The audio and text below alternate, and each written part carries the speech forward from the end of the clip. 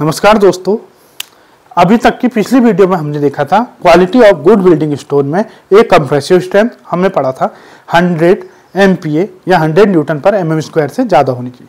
दूसरा हमने पढ़ा था वाटर एब्जॉर्प्शन 5% से कम होना चाहिए गुड बिल्डिंग स्टोन में, और रोड के लिए यूज करेंगे तो 6% से कम होना चाहिए। 5 से 6 के बीच में तो रोड के लिए यूज कर सकते हैं, लेकिन बिल्डिंग के लिए नहीं करेंगे। अब अगले कुछ और हम क्वालिटी देखेंगे तो स्पेसिफिक ग्रेविटी। स्पेसिफिक ग्रेविटी का मतलब क्या होता है कि कोई भी पत्थर, अगर पत्थर की बात करें तो यहाँ पे स्पेसिफिक ग्रेविटी पत्थर की बात कर रहे हैं, तो कोई पत्थर की स्पेसिफिक ग्रेविटी का मतलब है कि वो पानी से कितना ज्यादा भारी है। ठीक, अगर हमने कह दिया कि किसी की स्पेसिफिक ग्रेविटी 3 है तो इसका मतलब है कि वो पानी की तुलना में 3 गुना भारी है, सेम वॉल्यूम के लिए 3 गुना भारी। अब देखिए, कोई पत्थर आप क्या चाहेंगे, किसी पत्थर को आप बिल्डिंग में यूज कर रहे हैं, कोई हल्का पत्थर हो वो चाहेंगे या भारी पत्थर हो चाहेंगे? हम कभी भी चाहेंगे कि पत्थर भारी होना चाहिए। भारी क्यों होना चाहिए? क्योंकि जो भारी पत्थर होगा इसका मतलब क्या है, उसमें वॉइड से नहीं है, वॉइड से की जगह में मटेरियल है, तो वही पत्थर हम यूज करेंगे जो भारी होगा। स्पेसिफिक ग्रेविटी पत्थर की ज्यादा होनी चाहिए, कम होनी चाहिए? ज्यादा होनी चाहिए। जिस पत्थर की स्पेसिफिक ग्रेविटी ज्यादा होगी इसका मतलब उसमें वॉइड कम होंगे, उसमें खोखलापन कम होगा और उसकी स्ट्रेंथ ज्यादा होगी। तो जो इसके लिए वो है, किसी पत्थर की स्पेसिफिक ग्रेविटी 2.65 या 2.7 भी कुछ बुकों में दिया गया है, तो 2.65 या 2.7 अकॉर्डिंग टू ऑप्शन, इससे ज्यादा होनी चाहिए। इससे कम होगी तो हम उस पत्थर का यूज बिल्डिंग स्टोन में नहीं करेंगे। ठीक, इसके बाद अगला जो प्रॉपर्टी है वो है टफनेस इंडेक्स। अब देखिए, टफनेस का मतलब क्या होता है। स्ट्रेंथ का मतलब तो हमने देखा था, जैसे हमने कोई पत्थर लिया, उसके ऊपर कोई लोड रख दिया, वो उसको कैसे वेयर करता है, ये हुई उसकी स्ट्रेंथ। अब टफनेस का मतलब क्या है? टफनेस का मतलब है आपने कोई पत्थर लिया, उसे यहाँ पे रख दिया और अचानक से आपने उसके ऊपर कोई दूसरी एक लोहे की बॉल गिरा दी। उसको पता नहीं था लोड आने वाला है, पता नहीं था अल्लाह, जैसे हम किसी पत्थर पे कोई लोड आराम से रखते हैं, तो ये क्या है, ये तो लोड आना है। अचानक आने वाला लोड, जैसे हमने अचानक थोड़ा ऊंचाई से एक लोहे की बॉल गिरा दी जिसके लिए तैयार नहीं था, धीरे धीरे उसके अंदर स्ट्रेस डेवलप नहीं हुए, अचानक से स्ट्रेस डेवलप हुए, तो वो क्या है, टफनेस। टफनेस का मतलब क्या होता है? Impact load. इंपैक्ट लोड का मतलब जो लोड किसी ऊंचाई से बिना मतलब आराम से कांटेक्ट नहीं हो रहा है सतह को, अचानक ऊंचाई से गिर के लग रहा है। जैसे हम यहाँ पे खड़े हैं, हमने एक 10 किलो का आटे का कट्टा अपने सर में रखा, ये तो लोड है, ये इंपैक्ट लोड नहीं। क्यों? क्योंकि जैसे ही हमने उसको अपने सर में रखा तो हमारा सर उस लोड को धीरे धीरे लेने लग गया।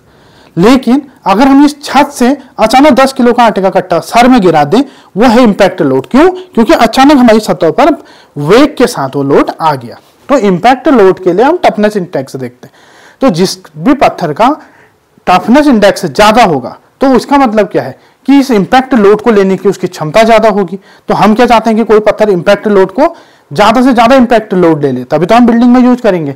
तो टफनेस इंडेक्स 19 या 19 से ज्यादा होना चाहिए।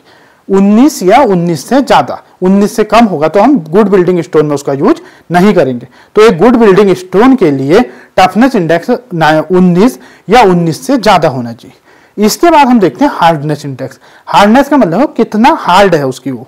तो हार्डनेस इंडेक्स के लिए 14 या 14 से ज्यादा होना चाहिए, क्योंकि जितना हार्डनेस इंडेक्स ज्यादा होगा पत्थर उतना हार्ड होगा। तो टफनेस के लिए 19, हार्डनेस के लिए 14, इतना या इससे ज्यादा।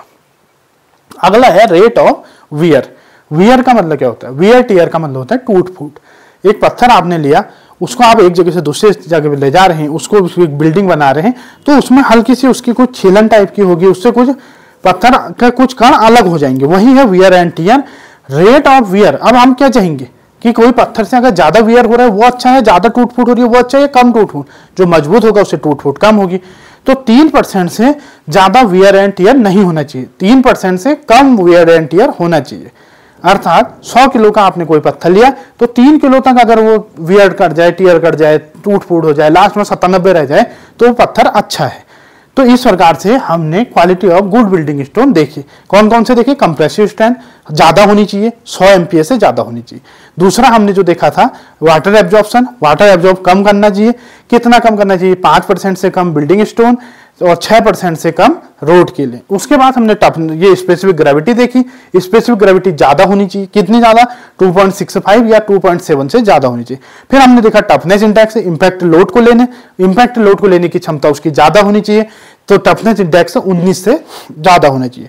उसके बाद हमने देखा हार्डनेस, तो हार्डनेस ज्यादा होनी चाहिए। कितनी ज्यादा होनी चाहिए? हार्डनेस इंडेक्स 14 से ज्यादा होना चाहिए, 14 होना चाहिए। उसके बाद वियर एंड टियर कम होना चाहिए। कितना कम होना चाहिए? 3% से कम होना चाहिए। इस प्रकार हमने quality of good building stone देखा। इनसे जुड़े हुए न्यूमेरिकल में क्वेश्चन पूछे जाते हैं। कई बार ये ऑप्शनल क्वेश्चन पूछे जाते हैं, चाहे आपसे पूछ देगा कि टफनेस के लिए कौन सा लोड जिम्मेदार होता है, static load, dynamic load, impact load, तो इंपैक्ट लोड ऐसे ही पूछ सकता है। टफनेस इंडेक्स कितने से ज्यादा होना चाहिए, कई बार पूछ लेता है कम होना चाहिए, ज्यादा होना चाहिए, कई बार पूछ लेता है 19 से ज्यादा होना चाहिए। तो इस प्रकार आप इन सारी प्रॉपर्टीज को, इन सारी क्वालिटीज को पढ़ चुके हैं। अगर आपको हमारी वीडियो पसंद आ रही है तो प्लीज हमारे चैनल को सब्सक्राइब कीजिए, लाइक कीजिए और अपने दोस्तों में शेयर कीजिए, ताकि ये वीडियो फैले और हमें भी इस प्रकार की वीडियो बनाने के लिए मोटिवेशन मिले। धन्यवाद।